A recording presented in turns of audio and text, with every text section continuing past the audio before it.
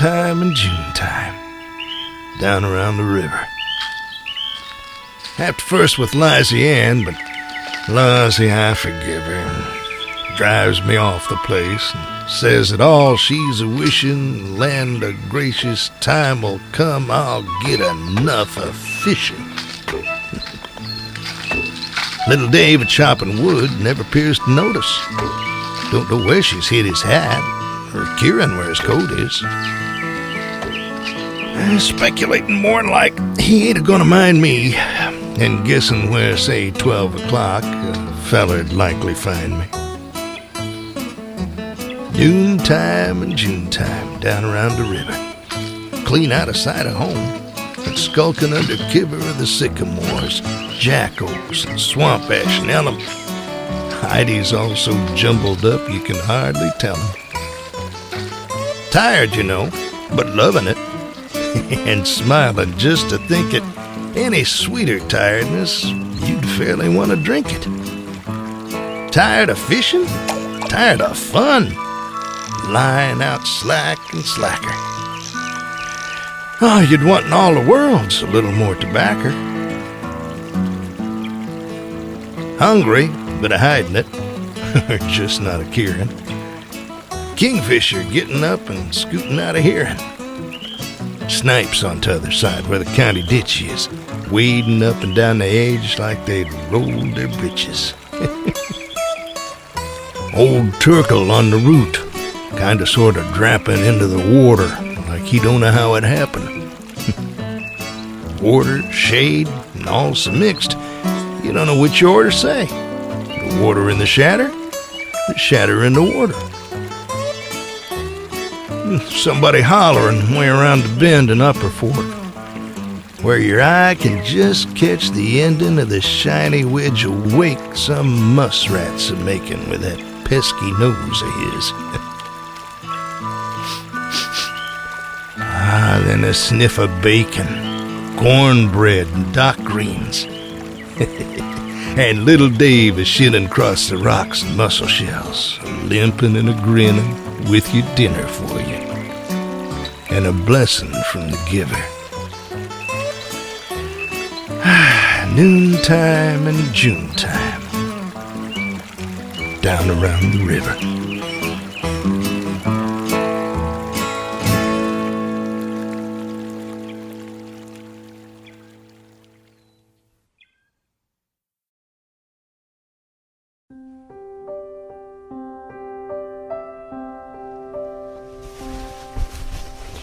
Here's his ragged roundabout. Turn the pockets inside out. See, his penknife, lost to use, rusted shut with apple juice. Here, with marbles, top, and string, is his deadly devil's sling, with its rubber limp at last, as the sparrows of the past. Beeswax, buckles, leather straps, bullets, and a box of caps. Not a thing of all, I guess, but betrays some waywardness. Even these tickets, blue and red, for the Bible verses said. Such as this his memory kept. Jesus wept. Here's a fishing hook and line, tangled up with wire and twine and dead angleworms and some slugs of lead, and chewing gum, blent with scents that can but come from the oil of rhodium. Here, a soiled yet dainty note that some little sweetheart wrote, dotting, "Vine grows round the stump," and "My sweetest sugar lump." Wrapped in this, a padlock key, where he's filed a touch hole, see? And some powder and a quill, corked up with a liver pill and a spongy little chunk of punk. Here's the little coat. But oh, where is he we've censured so? Don't you hear us calling, dear? Back! come back, and never fear. You may wander where you will, over orchard, field, and hill. You may kill the birds, or do anything that pleases you. Ah, this empty coat of his, every tatter worth a kiss, every stain as pure instead as the white stars overhead.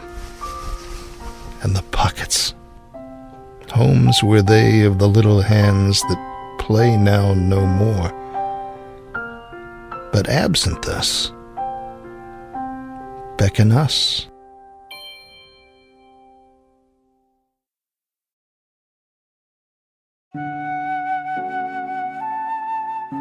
If I knew what poets know, would I write a rhyme of the buds that never blow in the summertime? Would I sing of golden seeds springing up in ironweeds, and of raindrops turned to snow, if I knew what poets know? Did I know what poets do, would I sing a song sadder than the pigeons coo when the days are long? Where I found a heart in pain, I would make it glad again, and the false should be the true. Did I know what poets do?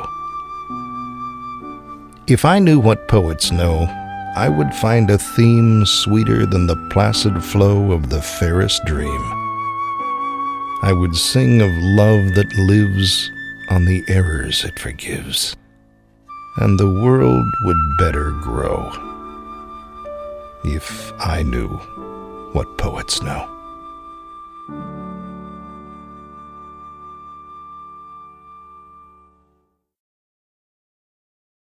Farmer Whipple, Bachelor. It's a mystery to see me, a man of 54 who's lived a cross old bachelor for 30 year and more, a-looking glad and smiling, and there's none of you can say that you can guess the reason why I feel so good today. I must tell you all about it, but I'll have to deviate a little in beginning so's to set the matter straight as to how it comes to happen that I never took a wife, kinda crawfish from the present to the springtime of my life. I was brought up in the country. Of a family of 5, 3 brothers and a sister, I'm the only one alive, for they all died little babies, and 'twas one of mother's ways, you know, to want a daughter, so she took a girl to raise. The sweetest little thing she was, with rosy cheeks and fat. We was little chunks of shavers then, about as high as that. And mother, she'd declare she never laid her eyes upon a more loving pair than we was. So we growed up side by side for 13 year, and every hour of it she growed to me more dear. Why, even father's dying as he did, I do believe weren't more affecting to me than it was to see her grieve. I was then a lad of 20, and I felt a flash of pride in thinking all depended on me now to provide for mother and for Mary, and I went about the place with sleeves rolled up and working with a mighty smiling face. For something else was working, but not a word I said of a certain sort of notion that was running through my head. Some day I'd maybe marry, and a brother's love was one thing, a lover's was another, was the way the notion run. I remember once in harvest, when the cradling was done, when the harvest of my summers mounted up to 21, I was riding home with Mary at the closing of the day, a-chawing straws and thinking in a lover's lazy way. And Mary's cheeks was burning like the sunset down the lane. I noticed she was thinking too, and I asked her to explain. Well, when she turned and kissed me with her arms around me, law, I had a bigger load of heaven than I had a load of straw. I don't pretend to learning, but I'll tell you what's a fact. There's a mighty truthful saying somewheres in a almanac or summers about pure happiness, perhaps some folks'll laugh at the idea, only lasting just 2 seconds and a half. But it's just as true as preaching, for that was a sister's kiss, and a sister's loving confidence a-telling to me this: she was happy, being promised to the son of Farmer Brown. And my feelings struck a partnership with sunset and went down. I don't know how I acted. I don't know what I said, for my heart seemed just a turning to an ice-cold lump of lead, and the hosses kind of glimmered before me in the road, and the lines fell from my fingers, and that was all I knowed for, well, I don't know how long.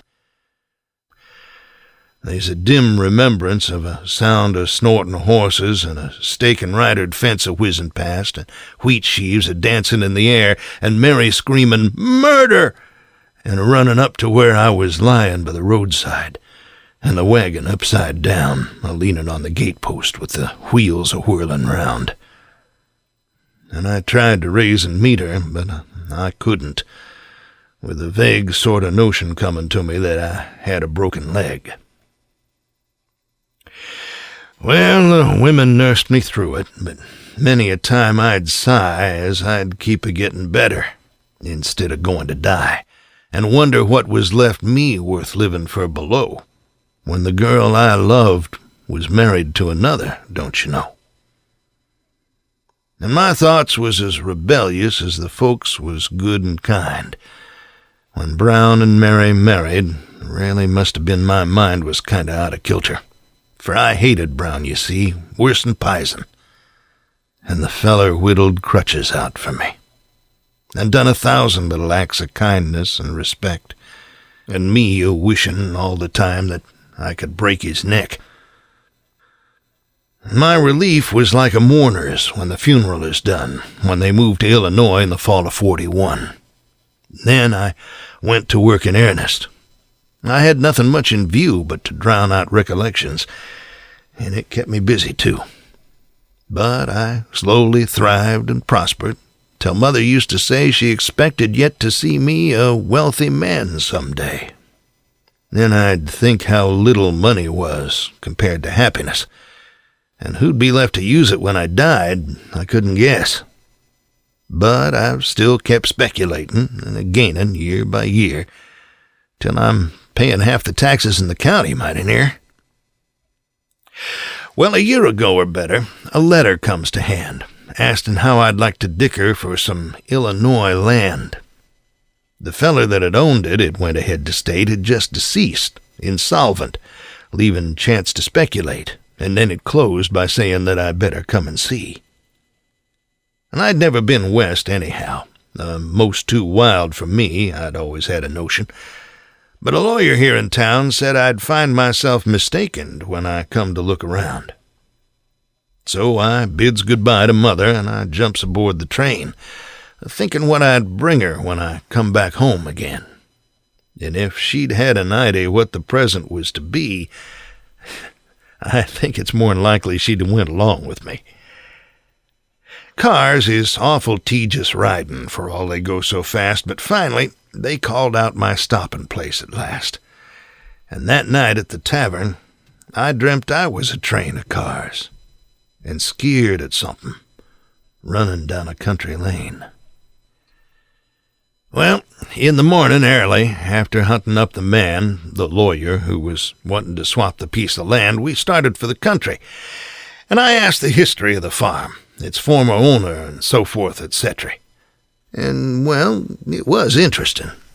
I surprised him, I suppose, by the loud and frequent manner in which I blowed my nose. But his surprise was greater, and it made him wonder more, when I kissed and hugged the widder when she met us at the door. It was Mary. There's a feeling hiding down in here. Of course, I can't explain it, nor ever make it clear. It was with us in that meeting. I don't want you to forget. And it makes me kind of nervous when I think about it yet. I bought that farm and deeded it afore I left the town, with title clear to mansions in the skies, to Mary Brown. And furthermore, I took her and the children, for you see they'd never seed their grandma, and I fetched 'em home with me. So now you've got an idea why a man of 54 who's lived a cross old bachelor for 30 year and more is a-looking glad and smiling. And I've just come into town to get a pair of license for to marry Mary Brown.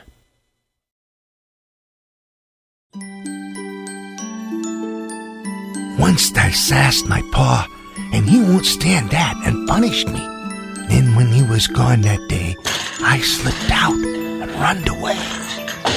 I took all my copper cents and climbed over our back fence in the jimson weeds that growed everywhere all down the road. Then I got out there and then I run some and runned again when I met a man that led a big cow that shook her head. I went down a long, long lane where was little pigs a-playing, and a great big pig went boom and jumped up and scared me too. Then I scampered past, and there was somebody hollered, "Hey!" And I just looked everywhere, and there was nobody there. I want to, but I'm afraid to try to go back. And by something hurts my throat inside, and I want my ma, and cried. Then a great big girl come through where's the gate and tell me who am I, and if I tell where my home's at, she'll show me there. But I couldn't just but tell what's my name, and she says, well, and she took me up and says she know where I live, she guess. And she telled me hug right close round her neck, and off she goes skipping up the street. And then pretty soon I'm home again. And my ma, when she kissed me, kissed the big girl too, and she kissed me. If I promise sure I won't run away no more.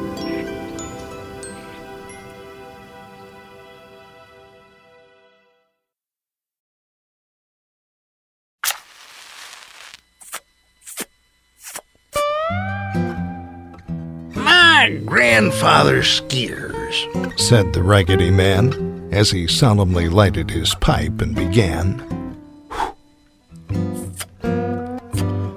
The most indestructible man for his years, and the grandest on earth as my grandfather skiers. He said when he rounded his 70, "I've the hang of it now, and can do it again." He'd frozen his heels so repeatedly he could tell by 'em just what the weather'd be, and would laugh and declare, while the almanac would most falsely prognosticate, he never could.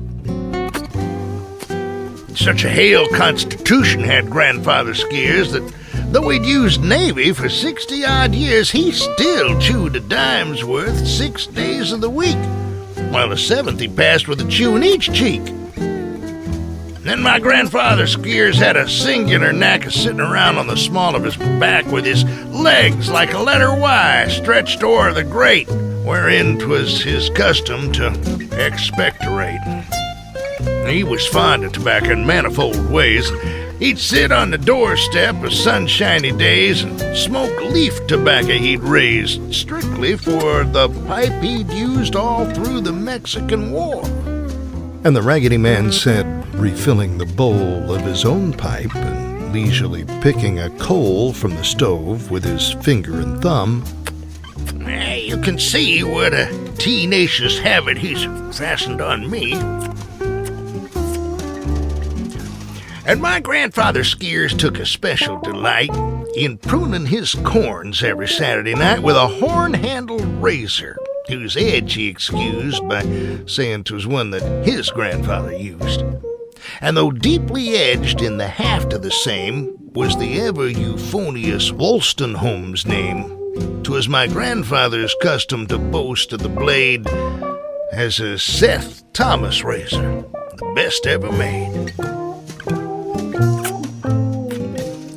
And no old settlers' meeting or pioneers' fair was complete without Grandfather Skeers in the chair to lead off the program by telling folks how he used to shoot deer where the courthouse stands now. How he felt of a truth to live over the past when the country was wild and unbroken and vast. That little log cabin was just plenty fine for himself, his companion, family of 9. When they didn't have even a pump or a tin, but drunk surface water year out and year in from the old-fashioned gourd that was sweeter by odds than the goblets of gold at the lips of the gods. Then the Raggedy Man paused to plaintively say it was clocking along toward the close of the day. He ought to get back to his work on the lawn. Then dreamily blubbered his pipe and went on. His teeth were imperfect. My grandfather owned that he couldn't eat oysters unless they were boned. And his eyes were so weak and so feeble of sight, he couldn't sleep with them unless every night he put on his spectacles, all he possessed, 3 pairs, with his goggles on top of the rest.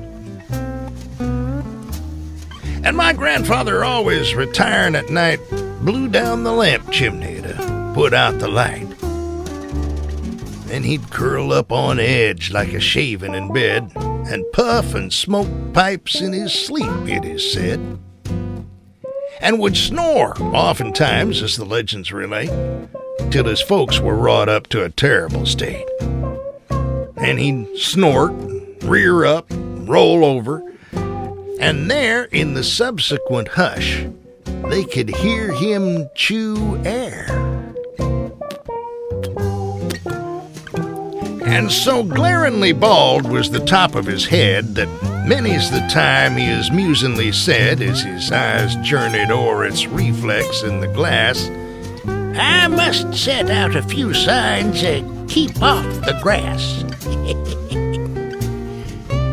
So remarkably deaf was my grandfather Skeers that he had to wear lightning rods over his ears to even hear thunder. And oftentimes then, he was forced to request it to thunder again.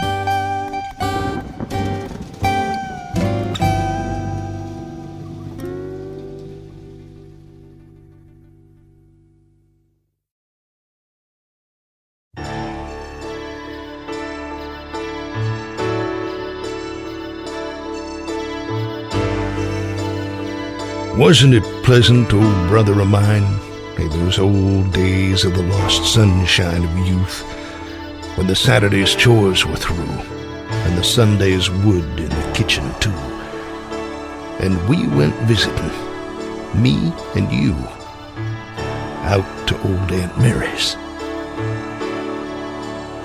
It all comes back so clear today, though I'm as bald as you are gray. Out to the barn lot, down the lane, we patter along in the dust again, as light as the tips of the drops of the rain, out to old Aunt Mary's. We crossed the pasture and through the wood, where the old gray snag of the poplar stood, where the hammering redheads hopped awry, and the buzzard raised in the clearing sky, and lolled and circled as we went by, out to old Aunt Mary's. And then in the dust of the road again, and the teams we met, and the countrymen, and the long highway, with sunshine spread as thick as butter on country bread, our cares behind, and our hearts ahead, out to old Aunt Mary's. Well, I see her now in the open door, where the little gourds grew up the sides and o'er the clapboard roof. And her face, ah, me, wasn't it good for a boy to see? And wasn't it good for a boy to be, out to old Aunt Mary's?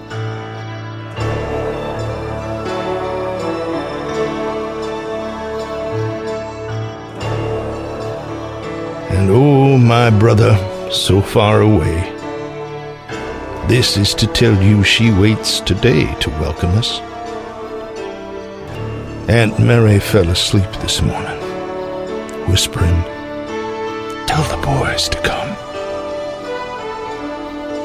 And all is well out to old Aunt Mary's.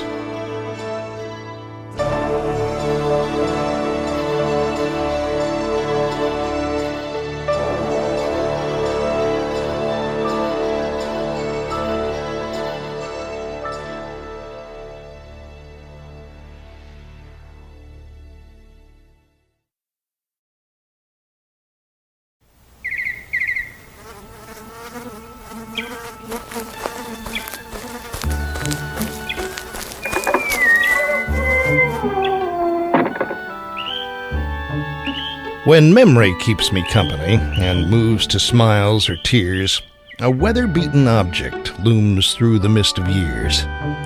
Behind the house and barn it stood, a half a mile or more. The hurrying feet a path had made straight to the swinging door. The architecture was a type of simple classic art, and in the tragedy of life, it played a leading part.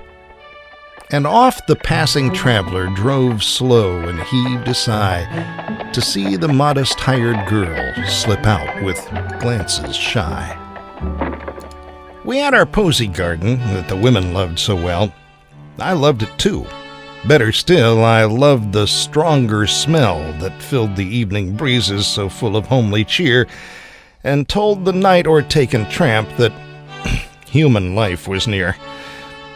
On lazy August afternoons, it made a little bower delightful, where my grandsire sat and whiled away an hour.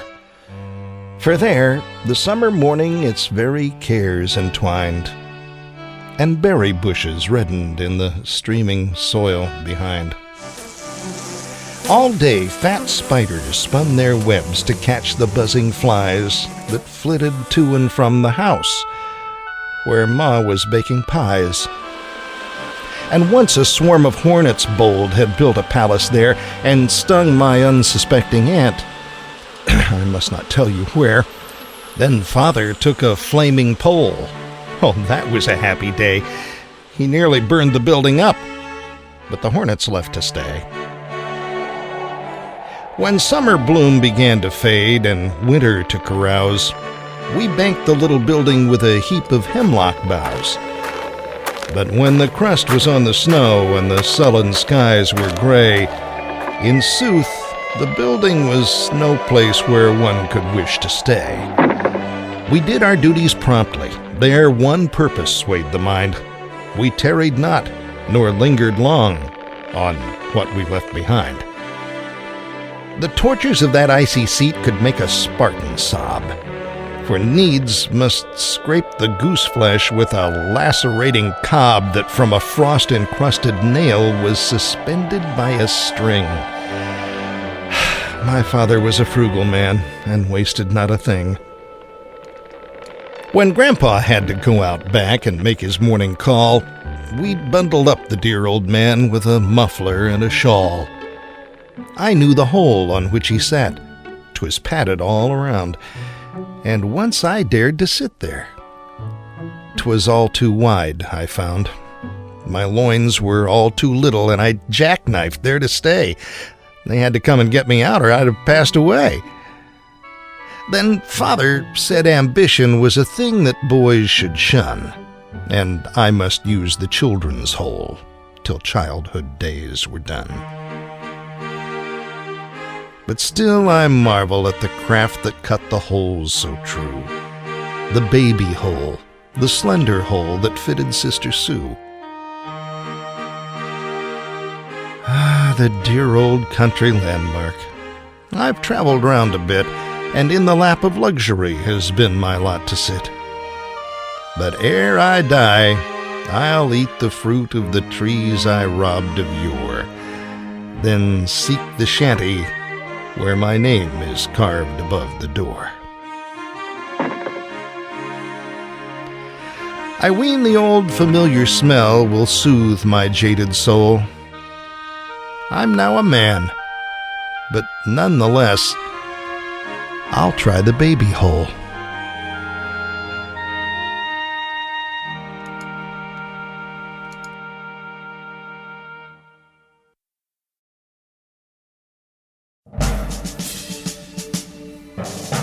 I have twinkled the strings of the twinkling rain. I've burnished the meteor's mail. I have bridled the wind when he whinnied and whined with a bunch of stars tied to his tail. But my skyrocket hopes hanging over the past must fuzzle and fazzle and fizzle at last. I had waited far out in a dazzling dream, and my fancies had spattered my eyes with a vision of dread, with a number 10 head and a form of diminutive size that wavered and wagged in a singular way as he wound himself up and proceeded to say, I have trimmed all my corns with the blade of the moon. I have picked every tooth with a star, and I thrill to recall that I went through it all like a tune through a tickled guitar. I have ripped up the rainbow and raveled the ends when the sun and myself were particular friends. And pausing again, and producing a sponge and wiping the tears from his eyes, he sank in a chair with a technical air that he struggled in vain to disguise.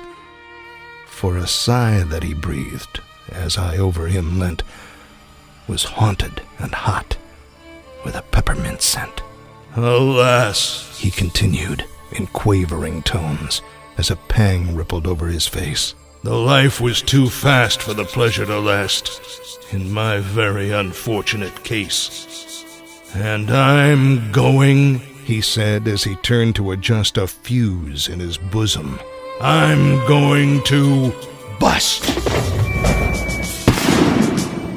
I shrieked and awoke with the sullen chaboom of a 5-pounder filling my ears, and a roseate bloom of a light in the room I saw through the mist of my tears. But my quest of the night never saw the display. He had fuzzled and fazzled and fizzled away.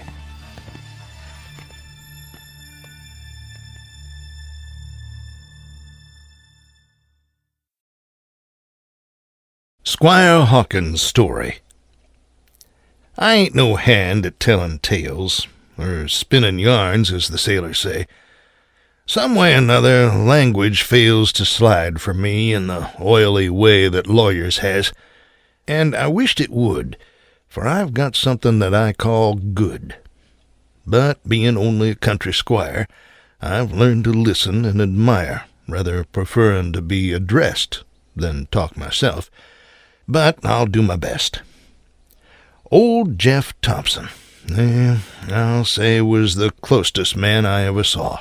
Rich as cream, but the poorest pay, and the meanest man to work for, lay. I've known that man to work one hand for little or nothing, you understand, from 4 o'clock in the morning light till 8 and 9 o'clock at night, and then find fault with his appetite. He'd drive all over the neighborhood to miss the place where a toll gate stood, and slip in town by some old road that no two men in the county knowed, with a jag of wood and a sack of wheat that wouldn't burn and you couldn't eat. And the trades he'd make, I'll just declare, was enough to make a preacher swear. And then he'd hitch and hang about till the lights in the toll gate was blowed out, and then the turnpike he'd turn in and sneak his way back home again. Some folks hint, and I make no doubt, that that's what wore his old wife out, toiling away from day to day and year to year through heat and cold, uncomplaining, the same old way the martyrs died in the days of old, and a-clinging, too, as the martyrs done, to one fixed faith, her only one, little Patience, the sweetest child that ever wept unreconciled, or felt the pain and the ache and sting that only a mother's death can bring. Patience Thompson. I think that name must have come from a power above, for it seemed to fit her just the same as a gaiter would or a fine kid glove. And to see that girl, with all the care of the household on her, I declare it was audacious, the work she'd do, and the 1,000 plans that she'd put through. And sing like a medderlark all day long, and drowned her cares in the joys of song. And laugh sometimes till the farmer's hand, away fur off in the fields, would stand a-listening with the plough half drawn, till the coaxing echoes called him on, and the furries seemed in his dreamy eyes like footpaths a-leadin' to paradise, as off through the hazy atmosphere the call for dinner reached his ear. Now, love's as cunning a little thing as a hummingbird upon the wing, and is liable to poke his nose just where folks would least suppose, and more'n likely build his nest right in the heart you'd leave unguessed, and live and thrive at your expense. At least that's my experience. And old Jeff Thompson often thought in his selfish way that the quiet John was a steady chap, as a farmhand ought to always be, for the earliest dawn found John busy, and easy, too, whenever his wages would fall due. To sum him up with a final touch, he eats so little and works so much that old Jeff laughed to himself and said, "He makes me money and earns his bread." But John, for all of his quietude, would sometimes drap a word or so that none but Patience understood, and none but her was meant to know. Maybe at meal times John'd say, as the sugar bowl come down his way, "Thank you, no, my coffee's sweet enough for me." With such conceit, she'd know at once, without a doubt, he meant because she poured it out, and smile and blush and all such stuff, and asked if it was strong enough, and get the answer neat and trim. It couldn't be too strong for him. And so things went for about a year, till John at last found pluck to go and pour his tale in the old man's ear, and if it had been hot lead, I know it wouldn't have raised a louder fuss, nor riled the old man's temper worse. He just lit in and cussed and swore and lunged and rared and ripped and tore and told John just to leave his door and not to darken it no more. But Patience cried, with eyes all wet, "Remember, John, and don't forget, whatever comes, I love you yet."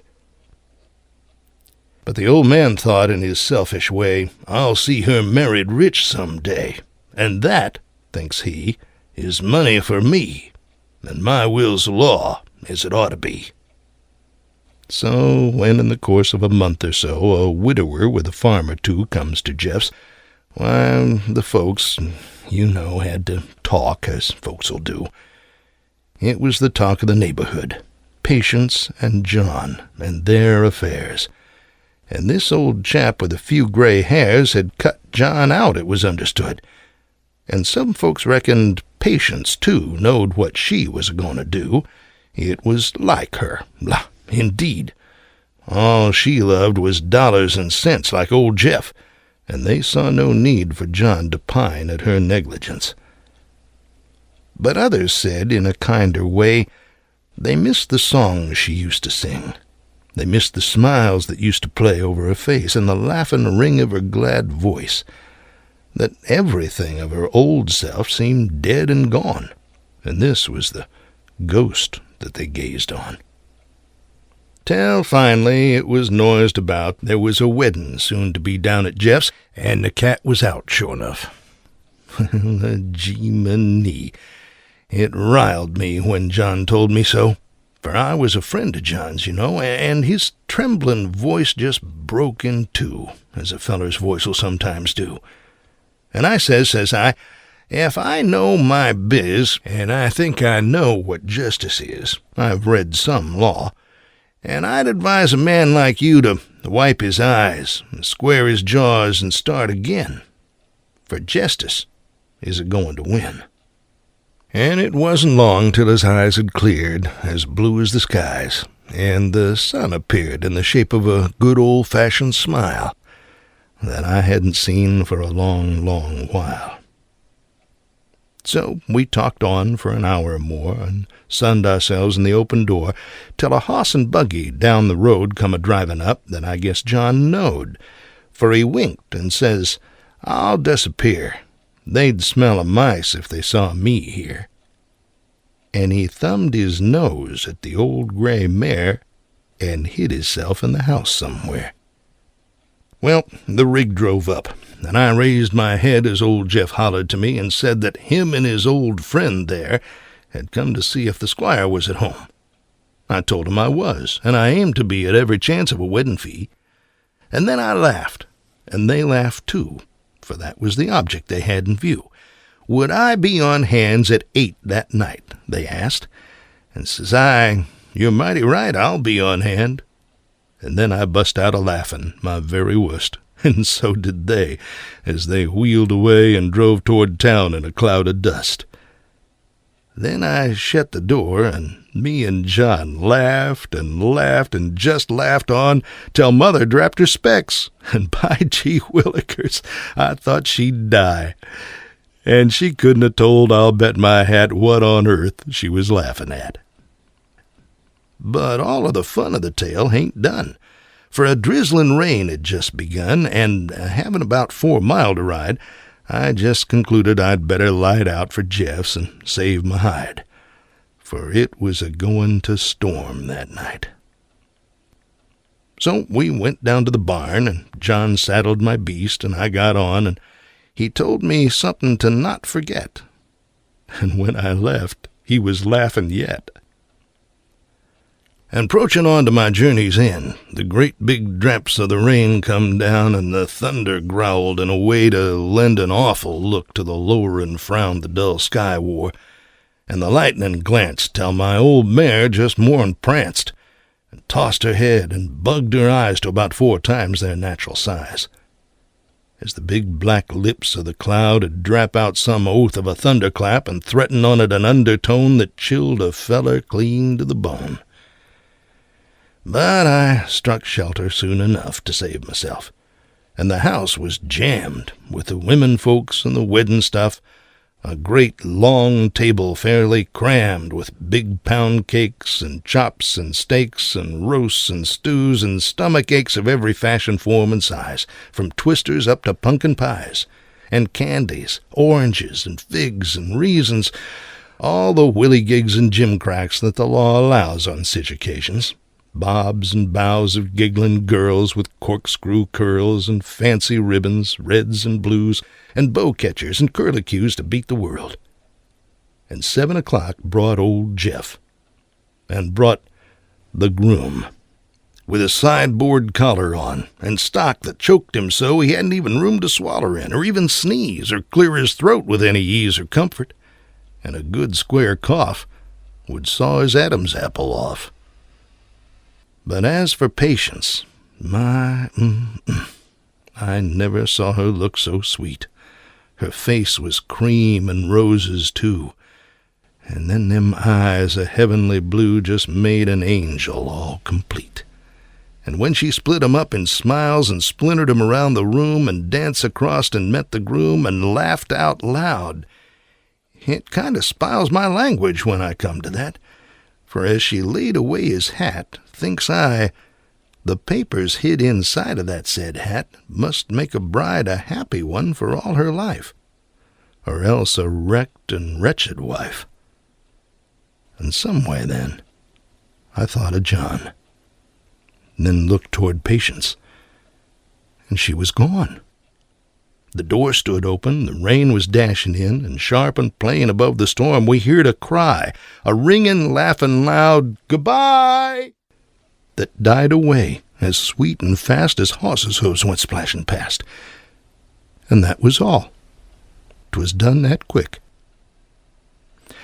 You've heard of fellers looking sick? I wish you'd seen the groom just then. I wish you'd seen them 2 old men with staring eyes that fairly glared at one another, and the scared and empty faces of the crowd.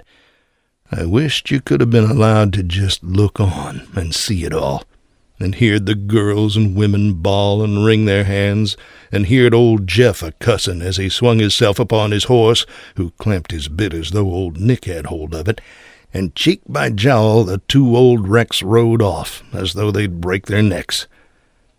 And as we all stood staring out into the night, I felt a brush of someone's hand and turned about and heard a voice that whispered, "Hush, they're waiting in the kitchen, and you're wanted, don't you understand?"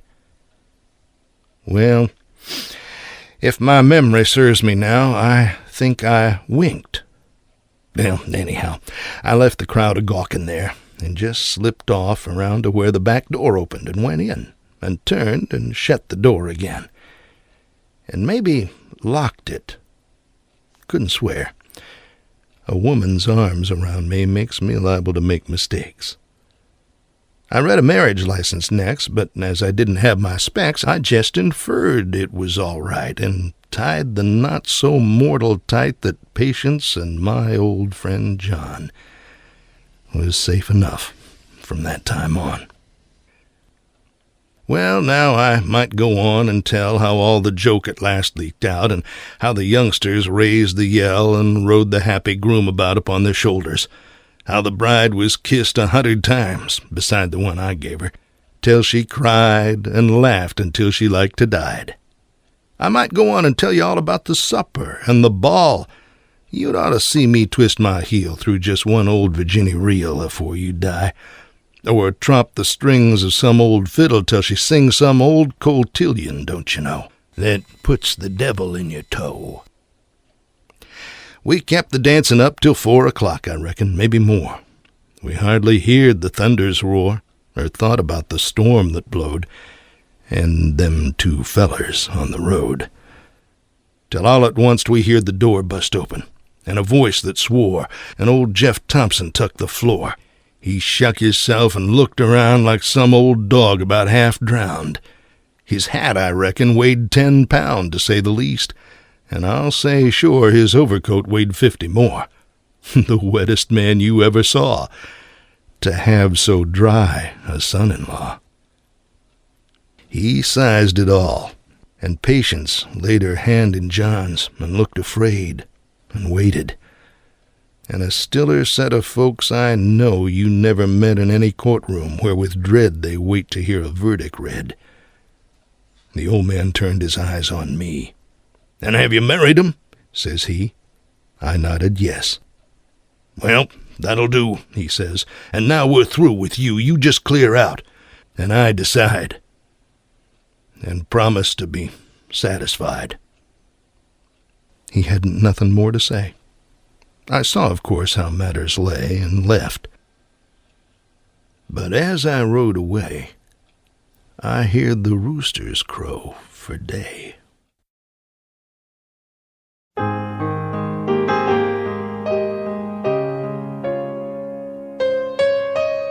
Your hands, they are strangely fair. Oh, fair for the jewels that sparkle there. Fair for the witchery of the spell that ivory keys alone can tell. But when their delicate touches rest here in my own, do I love them best. As I clasp with eager, acquisitive spans my glorious treasure of beautiful hands. Marvelous, wonderful, beautiful hands. They can coax roses to bloom in the strands of your brown tresses, and ribbons will twine under mysterious touches of thine into such knots as entangle the soul, and fetter the heart under such a control as only the strength of my love understands. My passionate love for your beautiful hands. As I remember the first fair touch of those beautiful hands that I loved so much, I seem to thrill as I then was thrilled, kissing the glove that I found unfilled. When I met your gaze and the queenly bow, as you said to me laughingly, "Keep it now." And dazed and alone in a dream I stand, kissing this ghost of your beautiful hand.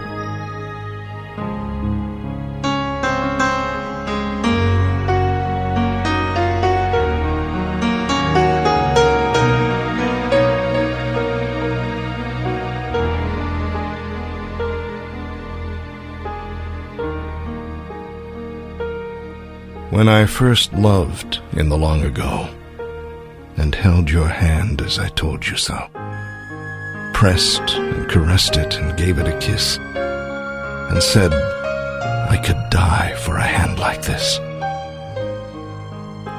Little I dreamed love's fullness yet had to ripen, when eyes were wet and prayers were vain in their wild demands for one warm touch of your beautiful hands. Beautiful hands, oh beautiful hands, could you reach out of the alien lands where you are lingering and give me tonight only a touch, were it ever so light? My heart was soothed, and my weary brain would lull itself into rest again. For there is no solace the world commands like the caress of your